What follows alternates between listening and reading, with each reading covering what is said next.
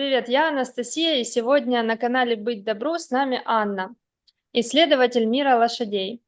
Аня занимается изучением альтернативных подходов к общению с животными и с лошадьми в особенности. Я ходила на ее уроки и изучала этот метод в том числе. И мне очень понравилось. Это метод взаимодействия с животными, который раскрывает личность. В этом выпуске хотелось бы затронуть аспект, о котором мало кто говорит из людей, которые переехали на землю, жить на природу. Мало кто о нем думает. Мы привыкли, что вот есть мир растений, мы с ними взаимодействуем, но мы упускаем из вида мир животных. Когда люди переезжают на землю, они заводят кур, гусей, у кого-то просто есть кот, собачка, а у кого-то есть овцы, козы и лошади. И сегодня мы поговорим именно о лошадях и об этом интересном методе.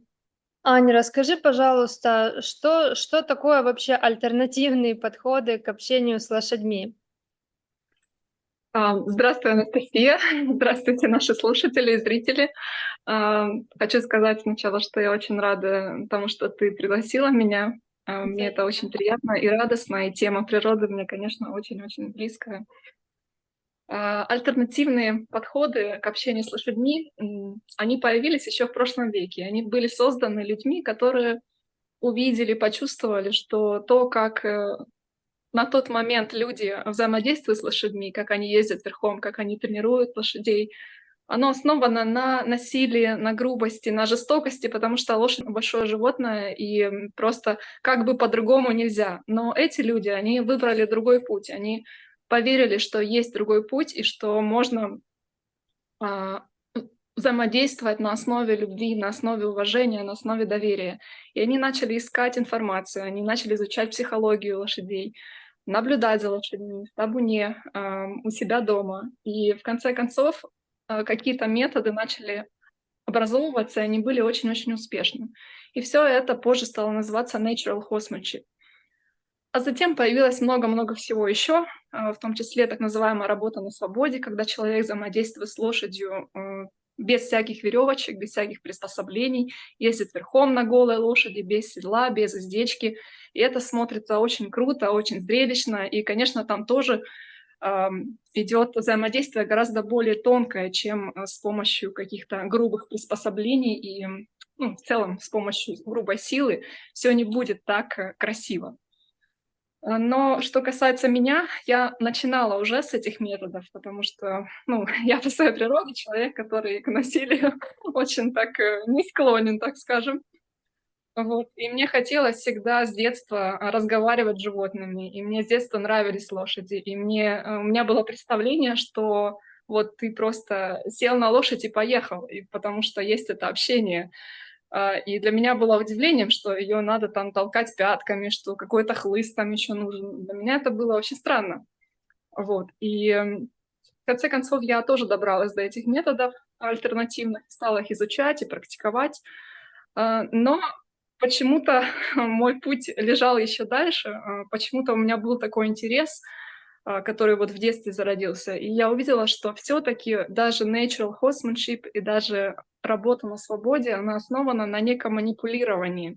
Мы манипулируем лошадью в своих целях. Мы как бы эм, делаем наши желания желаниями лошади. И даже такая фраза звучит в постулатах natural horsemanship. И вот этот момент мне не понравился. И я увидела, что все равно происходят травмы в общении с лошадьми, когда вроде бы лошадь с человеком. И я искала больше, чем это. И таким образом я вышла на человека, которого зовут Клаус Хэмфлинг. Он известный тренер лошадей. Не хочется говорить слово тренер, потому что он именно общается с лошадью. И сначала мне было непонятно, чем же он занимается и что же там происходит, но в конце концов, просто из-за того, что я очень сильно хотела знать, я начала чувствовать, что вот эта вся магия, которая происходит в его видео, когда лошадь, которая никому не подчиняется, которая опасна для себя самой, для других лошадей, для людей, внезапно с человеком буквально через 5 минут она уже с человеком, и она расслаблена, и она радостная, и она спокойная. Меня это поразило. И внезапно то же самое начало происходить у меня. Вначале просто как инсайт, что я внезапно чувствую, что чувствует лошадь. Я внезапно ощущаю себя как-то иначе, и лошадь рядом, и лошадь, которая убегала, не убегает. Лошадь приходит ко мне, лошадь ищет меня. И это были такие события, которые происходили как бы сами собой. И я искала именно, как это все, как бы метод, да, то есть все-таки нам нужны правила, как к этому прийти. Когда происходят чудеса, это прекрасно, но хочется понять, как их сделать своей реальностью. Не случайность ли это, да? Мгм. Мгм. Что-что? Ну, не случайно ли это то, что происходит на видео, например, да? Ну, то, что не случайно, я была уверена, потому что Я имею в виду, что, ну, то есть, есть ли там какая-то система, да, или это просто вот так получилось, и мы видим такое взаимодействие, а на самом деле нет никаких правил. Э, ну, можно сказать, что чудеса, они, в принципе, они как бы случайны и не случайны. Кто-то можно к этому относиться как к случайности, но на самом деле чудо — это, выражение большой потребности одного человека или там целого общества, да, и тогда происходит чудо, и что-то меняется, возникает как бы новый подход, новая методика. И я не скажу, что этот метод — это полностью чудо, и поэтому никто не сможет к этому прийти. Там есть определенные правила, я думаю, мы с тобой немножко затронем далее их. Ну, в общем, вот вкратце про альтернативные методики. Дальше сохраню интригу. Да, я вот помню тоже, что как я к этому пришла, как я вообще нашла тебя как учителя. Я, ну, на разные конюшни ходила, и что-то мне вот все время не нравилось, то, что лошадей там, ну, тоже отношения не очень. И как бы там ни рассказывали хозяева лошадей, что Ощущение, у меня живой мир. ага, ну, все как по правилам видео нашего сегодняшнего. Кошка требует внимания. Сори. И получается, я тоже видела, что с лошадьми обращаются не очень, хотя хозяева лошадей часто говорили, что все хорошо, так надо, но как-то где-то внутри я, ну, я вегетарианец вообще, я чувствовала, что у меня есть это чувство, ну, жалости там к животным, сочувствия, даже, наверное, так лучше сказать. Поэтому тоже мне было тяжело. И даже когда я пришла на альтернативный метод, один из которых был в Харькове, в один раз, когда я собиралась ехать верхом, я прям почувствовала, что лошадь не хочет ехать верхом, ну, в тот момент. И я села на нее, мы поскакали, она перешла в галоп, и я упала. Ну, много причин этому сопутствовало до этого, предшествовало, но я понимаю, в тот момент я вот ощутила, что вот я чувствую вот этот момент, ее язык этой лошади, и ну, у меня как бы вообще перестало желание, оно ушло с лошадьми быть, но потом жизнь так сложилась, что я нашла тебя. И твой метод, он просто абсолютно кардинально отличается от всех, ну, тот, который ты изучаешь, да, и поэтому, ну, это для меня прям было вау. И я просто счастлива, что в Харькове был такой человек, нашелся один, единственный, мне кажется, на Харьков, как ты, и ты несешь в мир этот метод. Это очень круто. А скажи, пожалуйста, немножко уточним. Этот метод Клауса Хемфлинга, он относится только к лошадям или его можно применять также к кошкам, собакам, гусям, курам, вообще любым животным? Давай я, наверное, потихонечку расскажу, в чем же это все заключается, и тогда станет понятно, как и к кому его можно применить. Мгм. Вот ты правильно сказала то, что ты почувствовала, что лошадь, что-то случится, да, что лошадь как-то себя поведет. И вот, мы называем метод, но это условно, потому что, на самом деле нет никакого метода. Все, что основано на чувствовании, оно не поддается каким-то правилам или какой-то логике.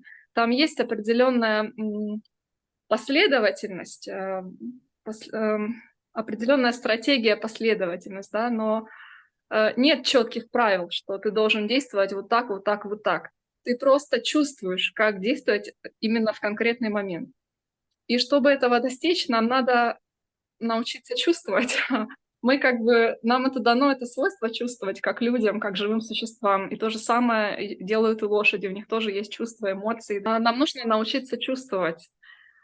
И дело в том, что люди находятся большей своей частью, большая часть людей в своем обычном состоянии находится в своем уме, своим вниманием. Мы постоянно о чем-то думаем, мы перемалываем какие-то мысли, и, соответственно, мы не чувствуем в этот момент. Ну, скажем так, мы меньше чувствуем. И мы видим мир, и лошадь, и другого человека, исходя из фильтра, вот этих фильтров, которые у нас находятся в уме, исходя из своих идей, своих представлений, своих убеждений. И здесь мы подходим к тому, как устроен ум человека, что у нас есть активная его часть, где вот эти все мысли крутятся. И вот этой части, первого слоя, так сказать, нету у лошади. У нее есть только второй, который у нас тоже есть, там, где находятся всякие картинки, воспоминания, там у нас еще и мотивчики какие-нибудь, мелодий, например. И третий слой — это неподвижный ум, где, собственно, ничего не происходит, и туда мы заходим, когда спим крепким, здоровым сном. И у лошади, и у других животных есть только второй и третий слой. И, соответственно, у них вот этой болталки вечно в голове нету, и они воспринимают мир напрямую. И у них более естественные реакции. И чтобы нам взаимодействовать с лошадью, нам не только нужно узнать о том, кто она, что она, где она живет, что она любит, что ей нравится, ну, как если бы мы хотели подружиться, да, с другим человеком, или с растением, или с животным. Нам нужно войти в мир лошади, чтобы с ней там общаться. А люди, что мы делаем? Мы тянем лошадь в свой мир, навязываем ей свои правила. И мир лошади — это мир вот этой тишины, это мир чувствования, мир ощущений. А лошадь воспринимает все через ощущения. Тут порыв ветра, тут она что-то услышала, тут она чувствует копытами грунт, тут она видит или там обоняние воспринимает какую-то травку вкусную. Вот так вот происходит взаимодействие с миром лошади. И нам нужно вот так воспринимать мир. И для этого нам нужно свое внимание вывести из ума в свое тело и начать чувствовать, что происходит в нашем теле. Это как бы первый этап, это то, что мы даже делаем до того, чтобы прийти к лошади. И когда мы научимся ощущать свое тело, далее мы учимся ощущать пространство вокруг себя. То же самое дуновение ветра, те же самые звуки, запахи, ощущения, которые приходят к нам извне. И без вот этих вот идей в уме о том, как правильно, как должно, что надо, которые мы почерпнули от других людей или из книг, например, в какой-то степени эти идеи нам помогают, но не тогда, когда мы хотим как бы вот этого душевного взаимодействия с лошадью, когда мы хотим почувствовать, как она чувствует, да, какие эмоции она испытывает. Мы должны стать эмпатичными через свое чувствование. И тогда мы просто начинаем видеть, что лошади важно, нужно в данный момент, что она хочет, что она чувствует, и мы можем дать это ей. И с этого начинается дружба. И вот почему нет методики. Мы просто чувствуем, как правильно и как нужно. Не правильно для кого-то, а правильно для гармонии этого момента. Вот так вот. В какой-то момент я поняла, что для того, чтобы общаться с лошадьми, мне нужна любовь, чувствование момента и чувствование вот этой гармонии момента, да, и ощущение своего тела, ощущение себя, с которого все начинается. Потому что не только лошади, но и нам должно быть комфортно в этом моменте. И вот это вот все создает вот эту гармонию момента. И что касается других животных, они в этом подобны лошади. Да, у них там есть другие какие-то особенности, которые желательно тоже знать, если мы общаемся там с тиграми, с котами, с собаками. Но присутствие влияет на всех животных. Когда человек не в болталке своей находится, не в уме, а находится в своем теле, когда он чувствует пространство, чувствует свое тело, то он становится автоматически видимым и интересным для животных, которые вокруг. И они просто охреневают. Привет, наконец-то ты здесь. До этого нас не было. Мы были в магазине, дома там со своими проблемами, на учебе, на работе, но не рядом с лошадью, не рядом с этим животным. Вот как-то так. Да, это очень интересно и философично даже про то, что мы действительно мало находимся в моменте, даже вот просто рядом с близкими людьми. Ведь мы тоже можем быть в уме где-то на работе, еще где-то, да, и очень, наверное, классная практика и для жизни в том числе. А скажи, вот с людьми тоже так, ну вот то, что ты сказала, любовь, понимание мира человека, да, наверное, тоже ж так, тут так, точно так же действует. Абсолютно точно, да. Например, когда я сейчас общаюсь с тобой, я могу сидеть в своем уме и думать о том, какой ты вопрос следующим задашь, как тебе ответить. Я могу вообще не слышать тебя, да, думать о себе, своих ощущениях, о своем ощущениях в лучшем случае, а в худшем как бы просто о чем-то постороннем, либо о моем ответе мне, ответе тебе. Но если я буду, общаясь с тобой и даже разговаривая, при этом второй частью своего внимания ощущать там свои стопы, свои руки, свою шею, грудь, тело свое, то я начну лучше видеть как бы твои мотивы, твои чувства. Я могу эмпатичнее реагировать на это, и я могу становиться мягче, потому что я себя чувствую, да, я лучше понимаю, как твои слова на меня влияют. И совершенно как бы другое общение. Мы можем даже просто сидеть и молчать. И находясь в теле, да, ощущать друг друга, свое присутствие, даже если мы в интернете там общаемся, находясь за тысячи километров, все равно вот это присутствие, оно вносит мягкость и гармонию в то, что происходит. Даже если при этом где-то у меня в теле находится боль. Если я ее чувствую, да, а не думаю о ней и не страдаю, то это просто боль, это не страдание. Страданием она становится, когда я начинаю думать о том, какой я несчастный человек и так далее. Видите, даже интервью с Аней может стать практикой. Я уже задумалась о том, где мое внимание и что я чувствую. Это интересно. Знаешь, вообще, когда я приходила к тебе на урок, можно это описать так: вот прихожу, сидит Аня, есть только компьютер, есть только Аня и больше ничего вокруг. И вообще в целом, ну, как бы по сути нет ничего абсолютно вокруг, кроме там природы, животных.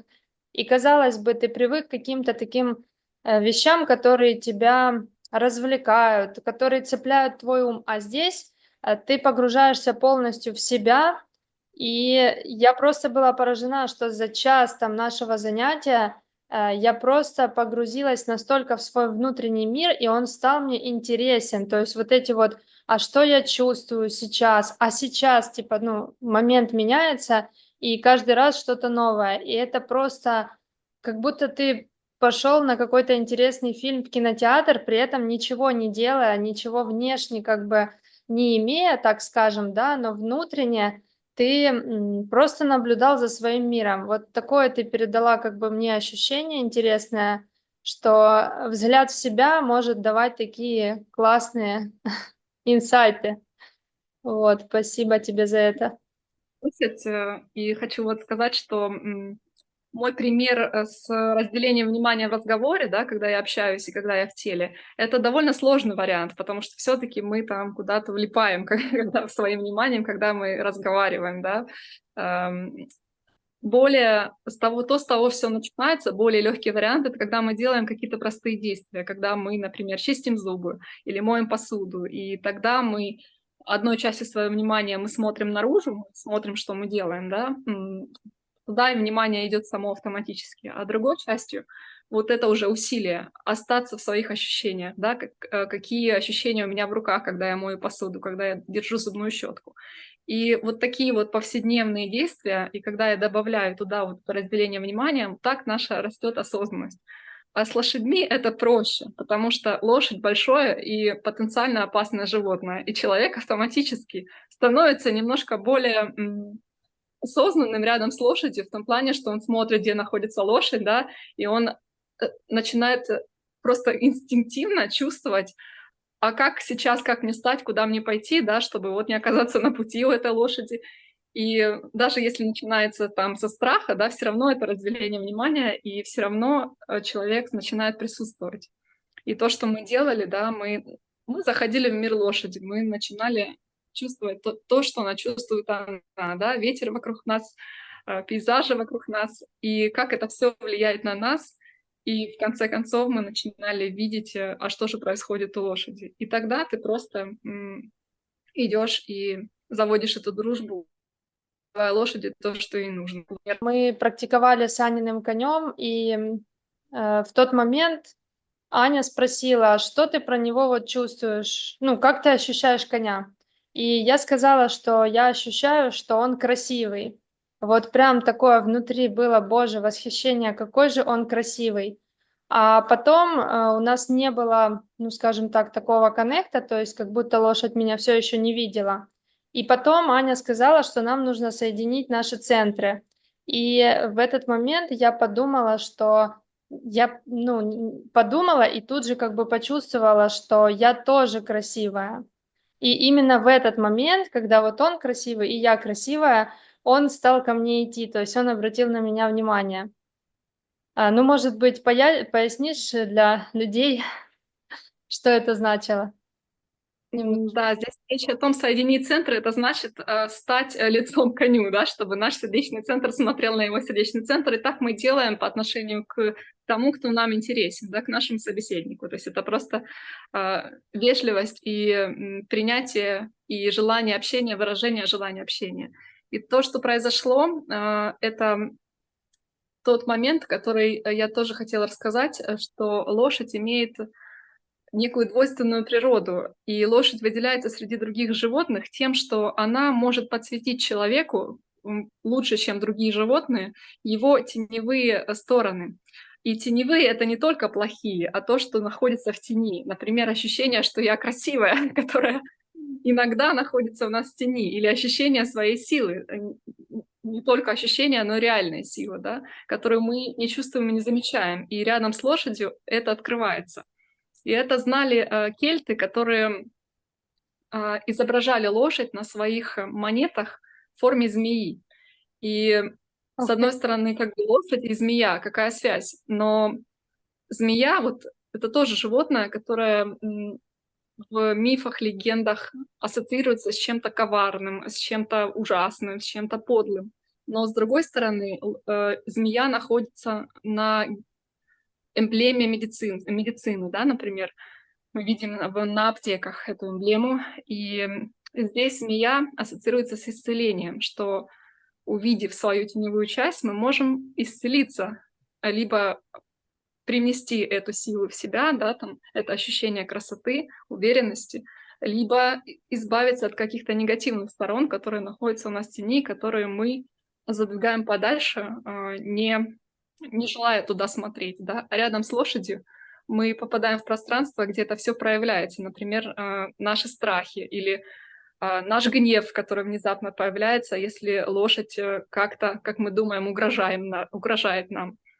И вот это все, оно просто выходит наружу, и мы начинаем понимать и принимать, что это тоже мы. И задача коуча, да, тренера в этом значении — помочь человеку разобраться с вот этим всем, которое начинает выходить на поверхность. И вот в этом лошадь помогает нам в духовном росте. Можно сказать, что она такой условный триггер, да, или, например, как просто задевает какой-то сосуд, а то, чем он наполнен, то и выливается, то есть из человека, да? Мгм. Да, или можно и сказать, что лошадь — это зеркало наших состояний. Как только наше состояние меняется, например, как только мы из ума переходим в тело вниманием, в присутствие, то сразу же мы не столб для лошади, который, собственно, кроме выдачи морковки, ничем особо не интересен, а сразу мы объект, который излучает нечто, и это нечто интересно лошади. И здесь мы подходим к тому, что лошадь ценит искренность, как и другие животные.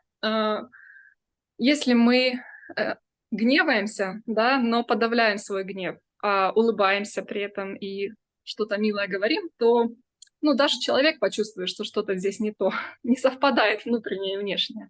А лошадь понимает нас гораздо лучше, чем мы сами часто, из-за того, что у нее нет этого первого слоя ума, который ей забивает восприятие. Она чувствует человека, она отлично знает, что с ним происходит. И для нее гораздо приятнее энергетически, если человек то, что чувствует, то и выражает. Если он гневается, то он выражает гнев. Но, естественно, не на лошадь, а, например, берет палку и колотит ей по земле. И лошадям вокруг становится очень интересно, потому что, ого, какая мощная энергия пошла. И какой человек красивый в этот момент, даже сказали бы некоторые люди, которые тоже почувствуют вот эту вот искренность выражения. Если мне грустно, то и я плачу, да, то у меня был случай, когда мой конь пришел в этот момент ко мне, стал за моей спиной и стоял там все то время, пока я плакала. И это было невероятно. То есть он довольно замкнутый, он так никогда не делал. Но в момент моей искренности он был рядом. И, в общем, вот так вот человек перестает бояться самого себя рядом с лошадью. Мгм. Класс. То есть это еще и про раскрытие своих эмоций, про принятие себя, принятие своих вот эмоций, своих теней, да, про раскрытие личности своего, и своего самовыражения, да, то есть выразить то, что у тебя внутри, ведь по сути в наш мир, в наше время это не так просто многим сделать, потому что у многих с детства подавлялись какие-то эмоции, да большинство. Куча всего уходит в тень, как ты сказала, и не только плохое, но и хорошее. Нам часто говорят: "Не смейся, будешь плакать, не кричи громко, не радуйся". Да, то есть и там не гневайся, не жадничай тоже. И, в общем, это все как бы уходит в тень, и очень классно, что можно себя так раскрыть, рядом с лошадью. Но это непростой путь, я могу сказать, потому что приходится сталкиваться с собой, настоящим, и порой ты сам в шоке от того, от всего, короче, наверно, что происходит Ну, внутри. нужно сказать, что и животные, которые живут рядом с людьми, они тоже закрываются. И многие лошади, тоже закрыты. Если их никто не понимает, если они постоянно испытывают боль и неприятные ощущения, то они закрываются. И вот тогда человек, который находится в присутствии, становится для них тоже целителем. И иногда, это стимул для человека практиковать присутствие, когда он любит лошадей и он хочет помочь, ну, так у меня было, да, он хочет помочь лошади раскрыться. И тогда этот процесс, получается двойной. То есть ты открываешься, и лошадь открывается навстречу. И вот эта вот, удивительная близость, которая возникает, да, вот реально душевная, вот она возникает иногда с людьми, с некоторыми, иногда даже с незнакомыми. И она возникает просто вот, казалось бы, вот на ровном месте.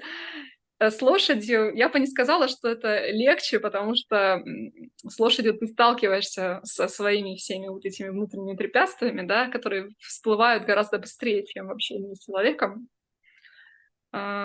И это непросто. Но когда этот момент наступает, я могу сказать, что, близость вот такая вот душевная с лошадью, вот подобно ей у меня в жизни не было еще. Это настолько удивительно быть в этом молчаливом присутствии и в молчаливой гармонии с другим живым существом, которое даже не твоего вида.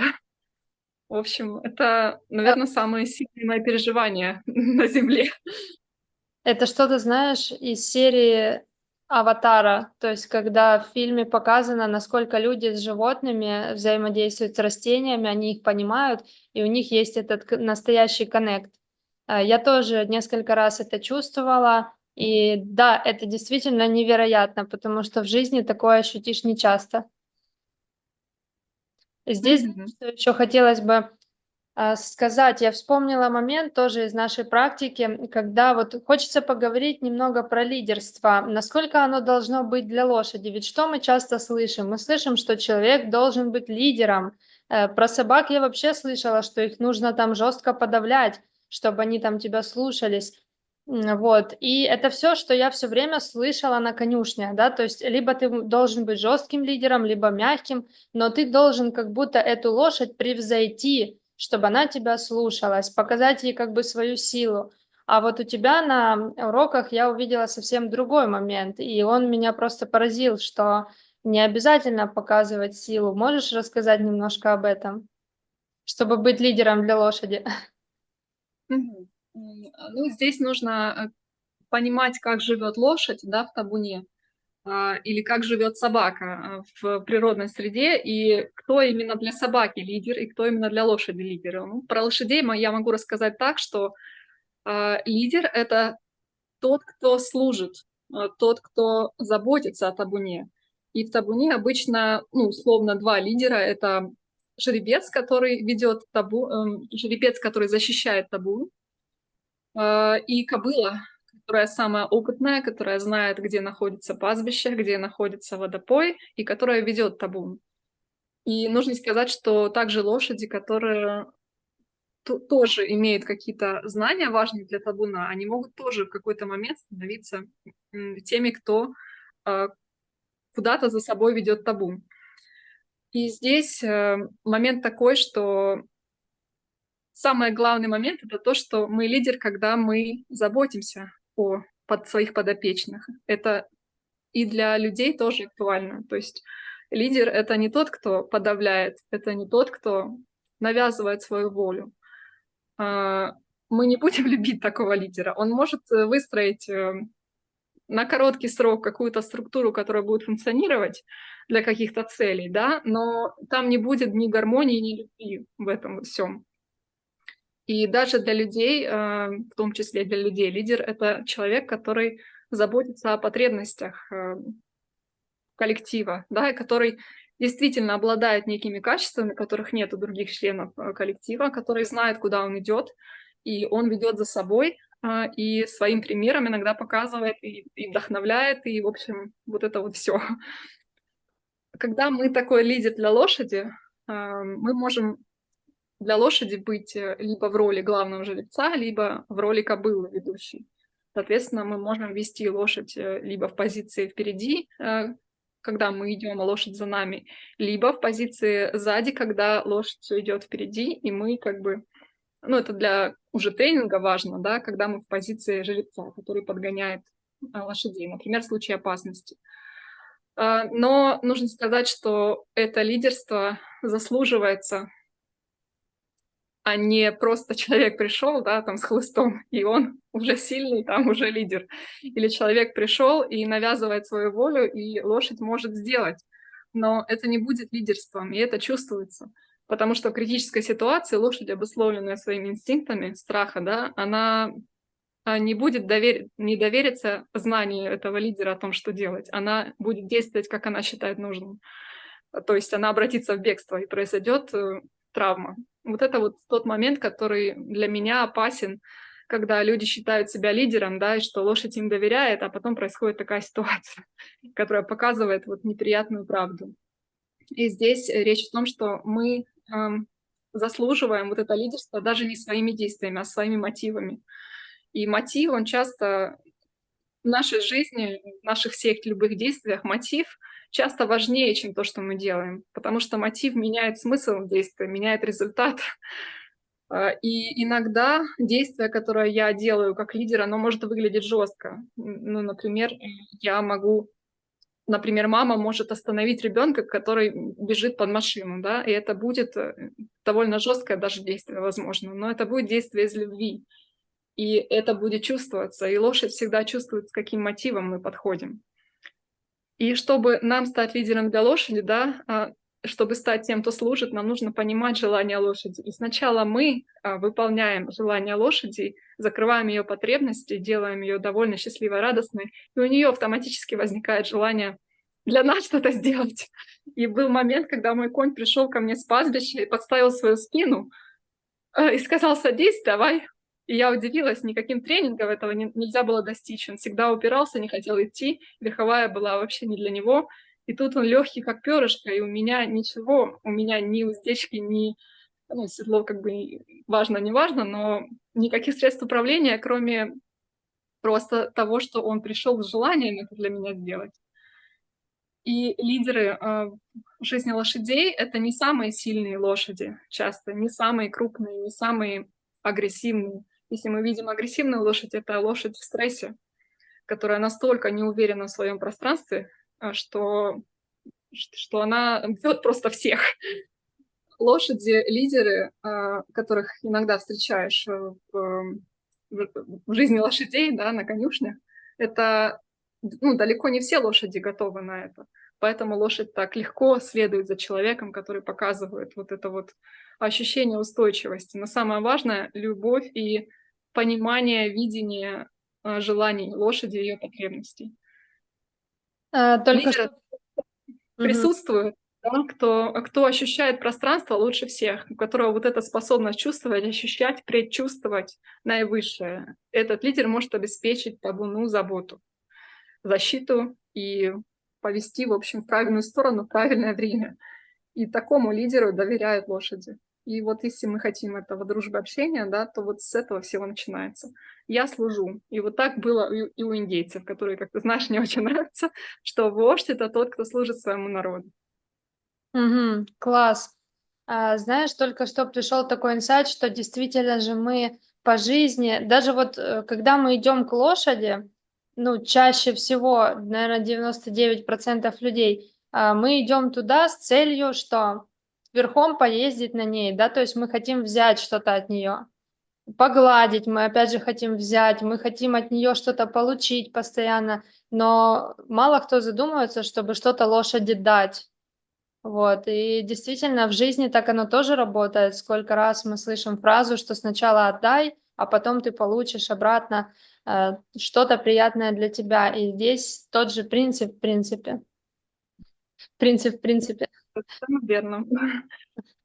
И дать нам нужно не только еду, да, там не только условия, это база, которая, да, да, должна быть, но еще и вот это чувство, да, вот эта любовь, вот это вот свою устойчивость, свою готовность для лошади что-то сделать, дать ей силу, устойчивость в каких-то ситуациях, да, страшных для нее, непонятных. Ну, тут прямо прямая аналогия с ребенком, да, не только накорми его, там, обучи, отпусти, но еще и любовь дай ему, чтобы он шел по жизни уверенным, устойчивым. Мгм. И здесь про лидерство еще хотела рассказать тоже историю из наших уроков, когда нужно было лошадь как бы сдвинуть с ее места, и нужно было идти к ней и, по-моему, там махать каким-то, ну, например, курткой, чтобы себе в этом помочь, насколько я помню, да, немножко эту энергию как бы поднять, и лошадь должна сдвинуться. Ну, потом, если что, пояснишь подробнее для людей. Вот, и получается, что было? Я шла на эту лошадь, нужно было идти с напором, с таким все, что я вот хочу ее с места сдвинуть сзади. Но у меня не получилось это. И когда это не получилось, я не стала, как, наверное, обычно бы я там разозлилась или там расстроилась, а мне просто стало смешно, что, ну, я такая была беспомощная по сравнению с этим большим животным, и когда я засмеялась, казалось бы, да, лошадь должна, ну, там, а, ну, я же не лидер, не была лидером в этот момент, а она повернулась и пошла ко мне, то есть знак такой, что она снова со мной, она снова почувствовала мою искренность, что я не пыталась изобразить из себя какого-то там сильного человека, коим я не была. Мгм. Да, мое пояснение будет звучать так, что отношения, общение, да, это динамичная ситуация. Это когда мы не в какой-то жесткой роли, а лошадь в какой-то другой жесткой роли. А когда мы подвижны, мы меняемся в зависимости от ситуации. И вот здесь альтернативные даже методики, да, основанные на том же желании и гармонии, они бы сказали, что ты должна была идти до конца, ты должна была сделать там все возможное, чтобы лошадь сдвинулась. Ну, это был обучающий момент, да, где мы тренировались быть энергичными и показывать лошади, что мы можем быть вот таким ураганом и потом быстро успокаиваться. А, И когда это не получилось, да, вот в этой ситуации, ну, именно вот результат, которого мы хотели, которого наш ум жестко хотел, то мы засмеялись, мы расслабились, и мы приняли свою слабость и свою неуклюжесть какую-то, и свою... Мы стали для лошади, мы были честными, да, в своем выражении эмоций и в своем принятии, и мы не было цели показать лошади лидерство. А, Была цель просто потренироваться, да, вот со своей энергией играть, так сказать. А, мы не приходим в этой, так сказать, методике с тем, что мы лидер изначально. Мы просто показываем лошади, какие мы есть. И сюда относится и искренность, и умение, когда нужно, настоять на своем, да, когда это угрожает там опасность жизни лошади, да, то вот здесь мы завоюем ее расположение, если мы ей подскажем, поможем, как поступить. Но мы все ситуации принимаем, как они есть, да, и просто присутствуем в том, что есть. И вот когда мы такие, то лошадь начинает постепенно нас ценить и как лидера, и как друга, и как товарища по играм во Мгм. всех ипостасях. Ясно, да, спасибо за пояснение. Еще был тоже классный момент, когда нужно было танцевать под музыку, просто как танцуется, а ведь мы тоже привыкли как-то особо, ну, какие-то движения, то есть мы не привыкли танцевать спонтанно. И, наверное, и жить тоже спонтанно не все привыкли, когда находишься в уме. И вот получается эта спонтанность в танце, выражение себя через танец тоже очень классно для лошади выглядит. Чувствуется, что человек, является собой, и это действительно выглядит красиво, хотя человек может делать непонятно какие там, действия, да, танцы, танцевать, но со стороны, когда смотришь, это выглядит гармонично, потому что он является собой. Мгм. А еще, Ань, хотела спросить, вот ты сказала про символ змеи, а вот у индейцев, чем является, символом чего является лошадь? У индейцев лошадь считается даром великого духа, потому что изначально, да, там на этом континенте когда-то давно были лошади, потом исчезли, потом испанцы их завезли. И индейцы некоторых племен стали называть лошадей шинкавакан, то есть священная собака, потому что похоже на собаку, такое большое, вот, и может на себе там носить вещи какие-то, которые раньше носили собаки. И лошадь была даром, потому что она дала индейцам очень большие возможности передвигаться, там, нападать на врагов. Такая была жизнь тогда. Возить всадника, возить вещи. И это было для индейцев нечто новым, то, что обогатило их жизнь.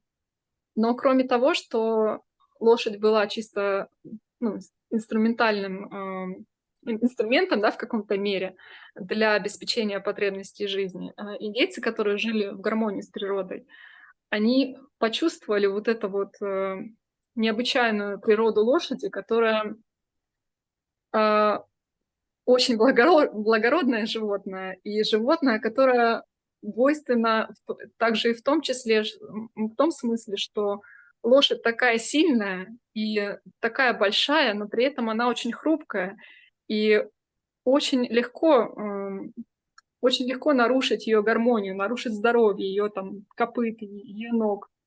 И индейцы старались заботиться о своих лошадях, так, как лошади бы жили в живой природе, ну, по-настоящему, да. И у индейцев есть такое представление, что жизнь — это круг, и что каждый в этом круге, каждое живое существо, которое создано Господом, Великим Духом, э, Танка-Вакан, каждое живое существо находится в этом круге на своем месте и выполняет свою функцию, поэтому никто не выше и не ниже. И животные, и лошади в том числе, они не то чтобы наши младшие братья, потому что в некоторых ситуациях они наши младшие братья. Если мы их забираем из природы и приводим в свою жизнь, мы должны о них заботиться. Ну, даже если они живут в природе, то мы тоже в каких-то ситуациях можем о них заботиться. И в этом смысле они наши младшие братья.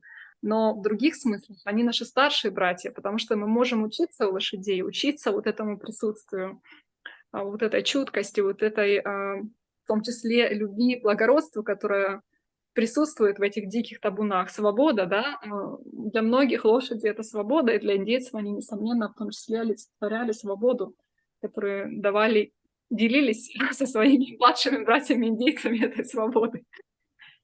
Вот как-то так. И для индейца лошадь была прежде всего другом, потому что в бою тебе нужен был друг, а не солдат, который как бы выполняет приказы, но в какой-то критический момент будет спасать свою жизнь. А были случаи, когда лошади вывозили своих всадников ранеными из боя, да, и как бы такая гармония, да, там на охоте или на войне, она была возможна только если индеец рос со своим конем, когда он воспитывал его с маленького возраста и рос вместе с ним и создавал вот эту вот дружбу, заботился о нем, заботился о его потребностях и создавал вот это лидерство, о котором мы говорили таким способом. У Ну, а меня люди, которые не сидят в гаджетах, они чувствуют твое тело гораздо лучше. Поэтому присутствие там присутствовало автоматически. Да, поэтому переезжайте на землю, на природу, к животным, чтобы чувствовать себя лучше. Один из моих учителей стандартных методов, парень, наверное, был один из, который мне показалось, действительно чувствует лошадей. Так вот, он рассказывал, что он несколько раз падал с лошади, прям вот под копыта, и она через него перепрыгивала. И вот он чувствовал, что она это прям сделала, ну, как бы она о нем позаботилась. Вот, и это был один-единственный человек, с которым мне было не страшно рядом ехать верхом, потому что он меня так зарядил. Ну, рядом тоже он ехал верхом, что я очень так сильно сжималась, и он просто сказал: просто расслабься и просто кайфани. И я вот расслабилась, наверное, один раз в жизни так ездила верхом, просто по кайфу. Вот, это было классно. Я ему доверяла, и как-то у нас все так сошлось, что мы классно ехали верхом, но да, это было нечасто. Значит, у тебя талант. Обычно от фразы «просто расслабься» люди напрягаются еще больше. Ну, знаешь, это, наверное, было потому, что мне, может, подходил как-то вот энергетически этот учитель. Это был парень такой, крепкий, что ли. Вот он внушал мне доверие. Я вот так тоже, с одним, знакомым, тоже мужчина такой прям большой-большой, прошлась по углям. Я боялась, и он меня взял за руку и сказал: «Все, Настя, пошли». И вот я прям почувствовала, что я доверяю, я прошла, и это было классно. Так что Настоящий лидер, да. который возьмется за руку и поведет.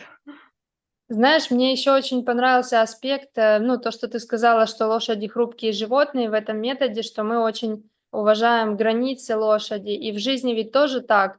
Очень часто мы заходим на границы другого человека, а часто не осознаем свои границы. И часто мы настолько вваливаемся вообще в пространство человека без разрешения. А этот метод, он показывает, что нужно знать, ну, нужно быть корректным, да. И я когда вот читала книги Кастанеды, там тоже сказано, что к миру нужно относиться, какая-то такая фраза была, ну, как дотрагиваться до мира очень мягко и с таким вот с заботой, да, относиться к миру, вообще к растениям, ко всему, что ты видишь, и действительно это важно.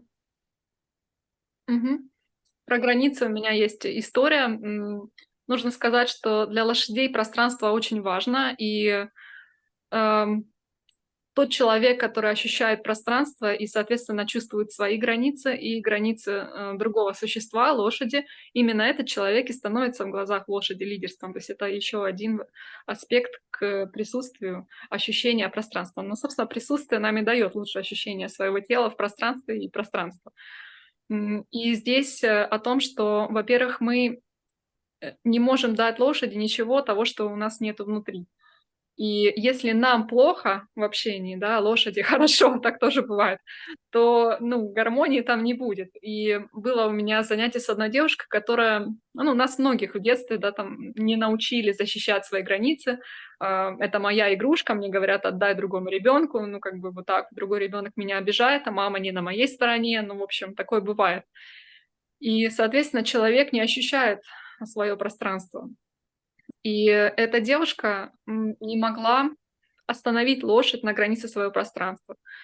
То есть она считала, что я же хочу близости, я же хочу общаться, как это я ее прогоню, да? Но дело в том, что тут мы не бежим с хлыстом за лошадью, мы только защищаем свои границы, чтобы она не зашла к нам, когда это еще не очень для отношений, когда она еще не нежно к нам относится, а просто там с любопытством напирает на нас.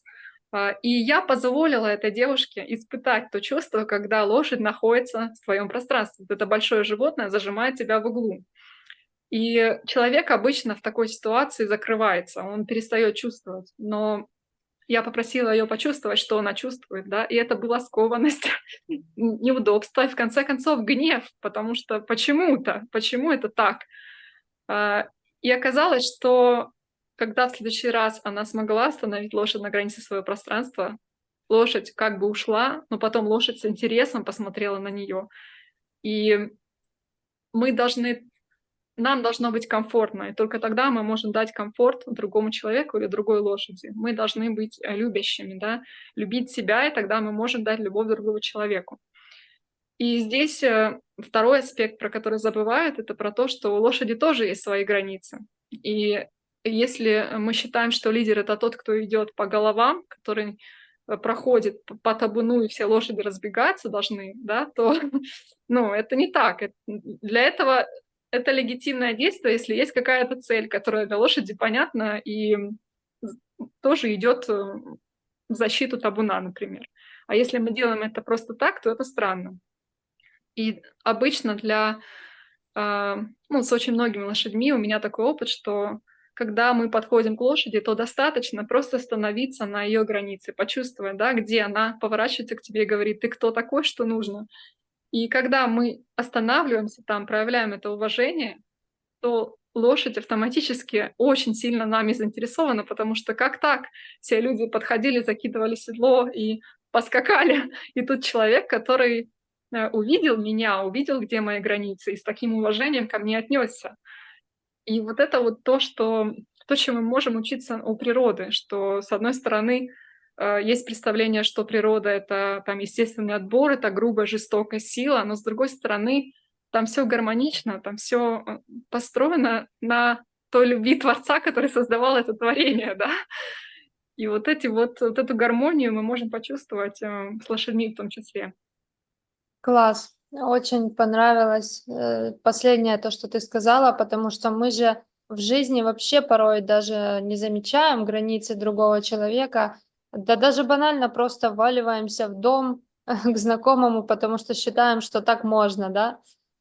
Не цель, ну как, не уважаем вот это вот личное пространство, дом тот же и в целом. И очень часто у нас действительно границ просто в детстве нет, их просто размыли, их просто растоптали, например, социум, там родители, кто-то еще. И этому действительно нужно учиться, потому что в жизни это тоже очень важно. Ну и давай тогда, уже, я думаю, мы очень много людям рассказали интересного, полезного, чтобы вообще заинтересовать, ну, их методом и в целом даже просто рассказать, что такое в мире есть, такое существует, и вот оно, взаимодействие настоящее с природой, с животным миром, который нам много чего отражает, много чего показывает, точно так же, как и другой человек. Давай тогда, может быть, какое ты хотела бы дать напутствие подписчикам и зрителям канала?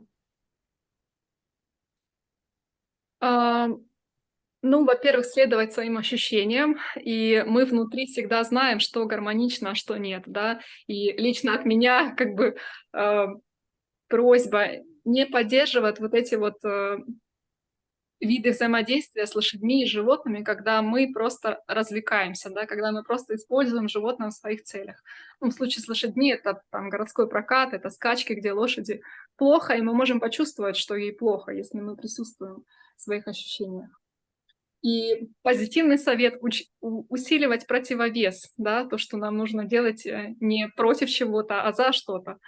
И здесь противовес, как я чувствую, это взращивать в себе вот это присутствие, вот это ощущение, себя, пространства, природы, учиться у природы, которая очень многому нас может научить. И когда в следующий раз захотите погладить кота, остановитесь на секундочку, чтобы почувствовать, а хочет ли кот этого. Если да, то прекрасно, а если нет, то вы можете создать некое другое гармоничное взаимодействие, и оно будет, поверьте, не менее прекрасно. Класс, благодарю. Хочется еще сказать, что тот метод, про который Аня рассказывала, там есть своя техника безопасности, правильно я понимаю, что можно практиковать присутствие рядом с лошадьми, но делать эти практики нужно там в определенном месте, в Пикадеро и так далее. То есть чтобы, ну, наверное, обезопасить наших зрителей М, от этого? На самом деле, можно делать это где угодно с человеком, который разбирается, да.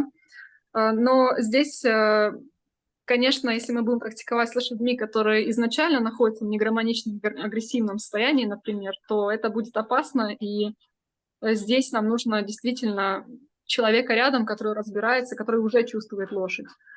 И второй момент, так как мы в этом методе не навязываем свое, то это автоматически создает ту самую безопасность, когда лошадь просто, у нее нет причины причинять вред. И ту историю, что ты рассказала, что лошадь перепрыгнула через человека, вот оно так и происходит, когда человек не провоцирует лошадь на агрессию тем, что он приходит и говорит, я хочу так, будет так. Поэтому лучше всего человека рядом, который уже разбирается в эмоциях лошадей и который может вас в этот мир завести грамотно. Мгм. Но общение с лошадьми, оно может быть на любой конюшне и даже в городе. Просто постоять рядом в этом присутствии с лошадью, которая, ну, допустим, даже в городском прокате, то вы очень многое дадите этой лошади. Просто своим любящим вниманием к ней. Мгм. Спасибо, Ань. Ну и, наверное, последний вопрос. Как ты думаешь, а что будет дальше на Земле с лошадьми? А на земле быть добру.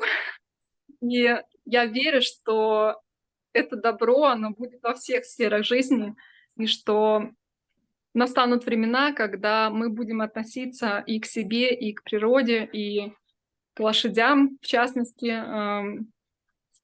с любовью. И я верю, что эти времена придут, и что мы до них доживем. Да, хочется в это верить.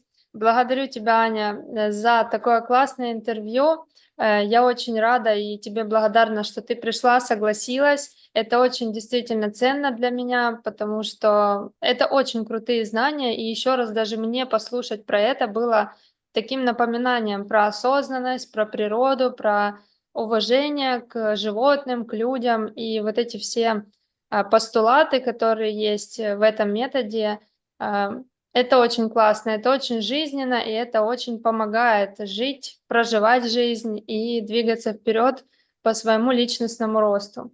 Я думаю, нашим подписчикам и зрителям канала тоже будет очень интересно погрузиться в мир животных и посмотреть на него с такой необычной точки зрения. Поэтому спасибо тебе огромное и до новых встреч в следующих видео. Пока-пока. Всем пока.